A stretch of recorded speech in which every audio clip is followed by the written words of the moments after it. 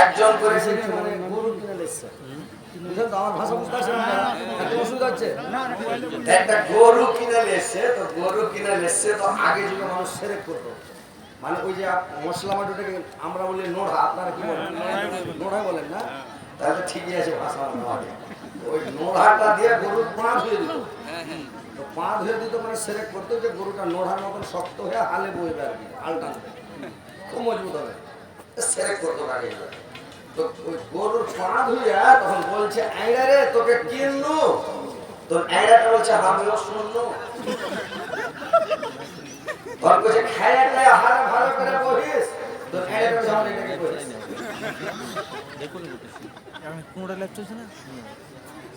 বুঝতে পেরেছেন? তো এরকম কিছু লোক পিছনে বসে আছে, যাবো না, সামনে আসবেন, জমকে বসবেন, আপনাদেরকেও ভালো লাগবে, আমাকেও ভালো লাগবে ভাই, বুঝতে পেরেছেন? আসবেন। আসসালামু আলাইকুম ওয়া রাহমাতুল্লাহ। আমি একটি আবেদনের ঘোষণা দিতে দাঁড়ালাম। লক্ষ্মীপুর হাই স্কুলের সামজেদ মাস্টার, যিনি চোখ সুন্দরে দীর্ঘদিন থেকেছেন, উনি আগামী সময়ে স্বামী স্ত্রী হজে যাচ্ছেন। প্রথমত উনি এবং ওনার স্বামীর পক্ষ থেকে গোটা চোখ সুন্দর, লালপুকুর, মহানগর, লক্ষ্মীপুর নিবাসী যতগুলি লোক আছেন, তার চলাফেরা কথাবার্তার মাধ্যমে যদি কোনো ত্রুটি হয়ে থাকে, তাহলে উনি আপনাদের কাছে ক্ষমা চেয়েছেন আর দুয়ার আবেদন করেছেন যেন উনি সুস্থভাবে হজে যেতে পারেন, হজ থেকে ঘুরতে পারেন এবং হজের যে সমস্ত কার্যক্রম আছে তা সুন্দরভাবে পালন করতে পারেন, এর জন্য দোয়া চেয়েছেন। আর এই ঈদগাহের নির্মাণ উপলক্ষে উনি ২৫০০ টাকা দান করেছেন।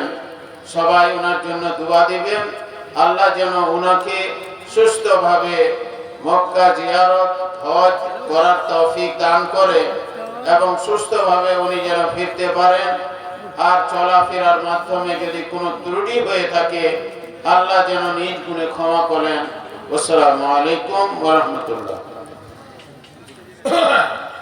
তো ভাই আপনারা শান্তিভাবে বসে থাকেন, যখন উঠবেন না তো বসেই থাকেন বাস। তো কথা হচ্ছে উঠাউঠি করবেন না, এটা মানে সবার অপমান করা হবে। যদি উঠে যান, চলে যান, তাহলে সবার অপমান করা হবে, একটা মজলিসের বেজ্জতি হবে। ইনশাআল্লাহ আপনারা বসে কোরআন হাদিসের কথা শুনবেন, এটা হচ্ছে সোশ্যাল মিডিয়ার যুগ। আপনারা বসে শুনবেন, আমি নতুন এলাকায় নতুন ভাবে এসেছি, আমার বক্তব্য শুনবেন। যদি আপনারাকে ভালো না লাগে উঠে চলে যাবেন, সাথে আর যদি ভালো লাগে বসে শুনবেন। কিন্তু জালসা চলাকালীন কে কথা বলবেন না, কোনো ডিস্টার্ব করবেন না। জালসা যখন হয়ে যাবে তারপরে কথা বলবেন, আমি আছি ইনশাআল্লাহ, আলোচনা হবে আপনার সাথে।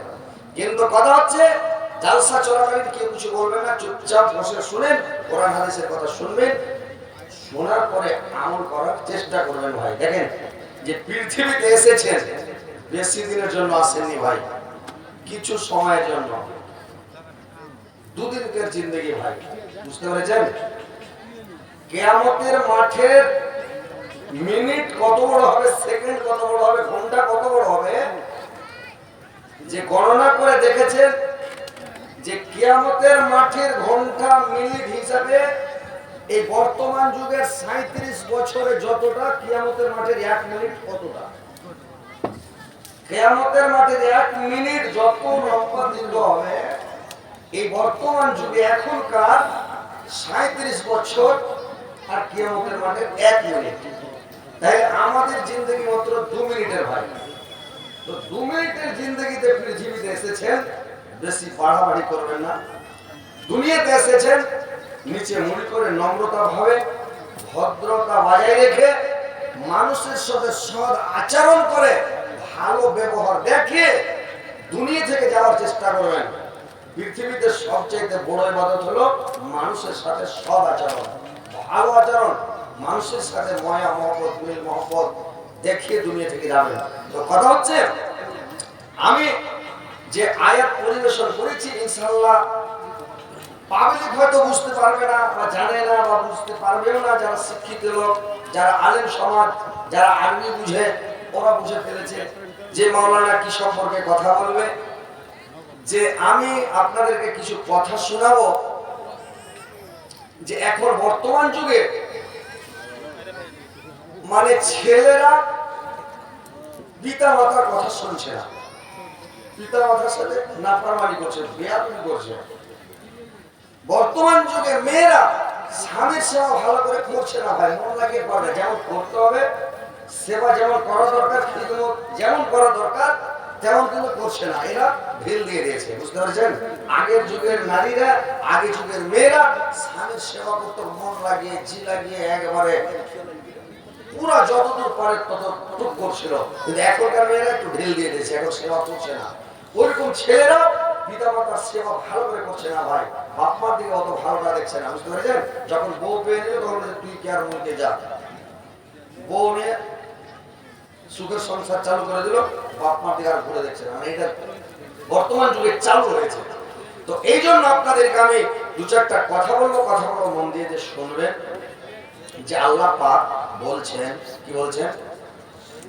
ওয়াকাজা রাব্বুকা আল্লা তা'বুদু ইল্লা ইয়্যাহু ওয়া বিল ওয়ালিদাইনি ইহসানা ইম্মা ইয়াবলুগান্না ইনদাকাল কিবারা আহাদুহুমা আও কিলাহুমা ফালা তাকুল লাহুমা উফফিন ওয়া লা তানহারহুমা ওয়া কুল লাহুমা কাওলান কারীমা। তোমার পালনকর্তা আদেশ করেছেন তাকে ছাড়া অন্য কারোর ইবাদত করবে না, তার সঙ্গে কোন জিনিসকে শরীক করবে না, এবং তোমরা তোমার পিতামাতার সাথে সদাচরণ করবে, সদ্ব্যবহার করবে, সদ্ব্যবহার করবে।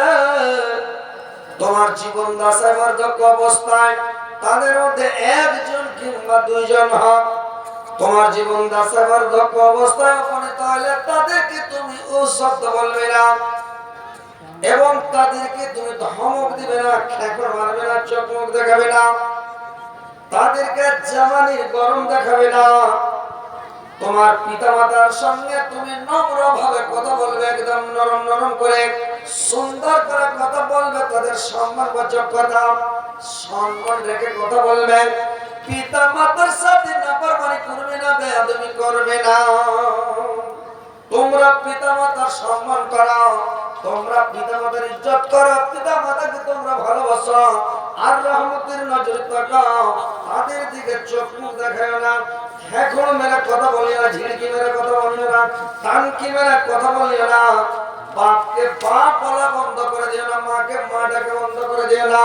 তোমরা তোমার পিতামাতার সাথে সদাচরণ করো, ভালো আচরণ করো, ভালো ব্যবহার করো, কারণ তোমরা পিতামাতার সঙ্গে ভালো আচরণ করে। একদিন আল্লাহর রাসূল সাল্লাল্লাহু আলাইহি ওয়াসাল্লাম বসে আছেন, আর একটা লোক, একটা বয়স্ক মানুষ লাঠি ধরে কুটুস কুটুস করতে করতে চলে আসছে।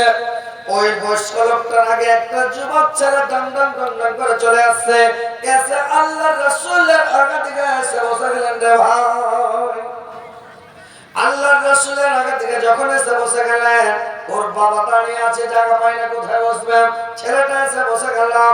আল্লাহর রাসূল ছেলেটাকে জিজ্ঞাসা করলেন, এটা তোমার কে হয়? বলে, এটা আমার বাবা।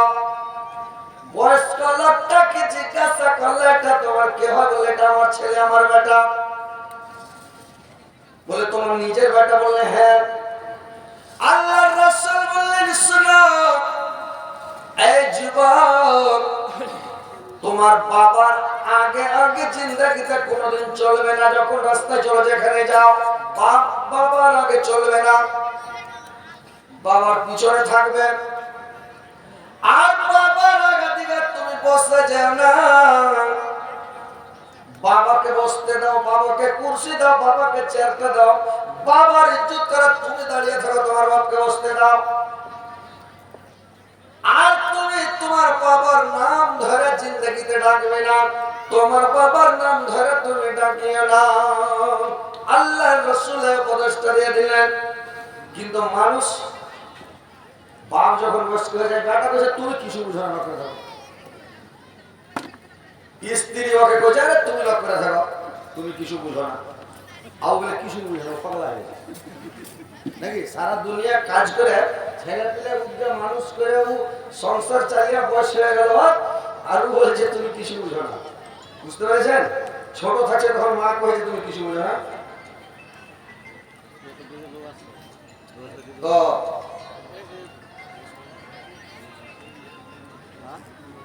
আসসালামু আলাইকুম।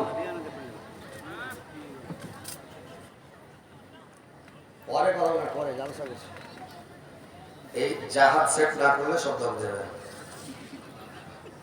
মানে যাতে লাইন না পায় উপরে উড়ে উঠে। দুনিয়া তো দুনিয়া ও আমার আল্লাহ জিসমে রাখা যে জান, সব যে তোমার দায়ার দান। দুনিয়া তো দুনিয়া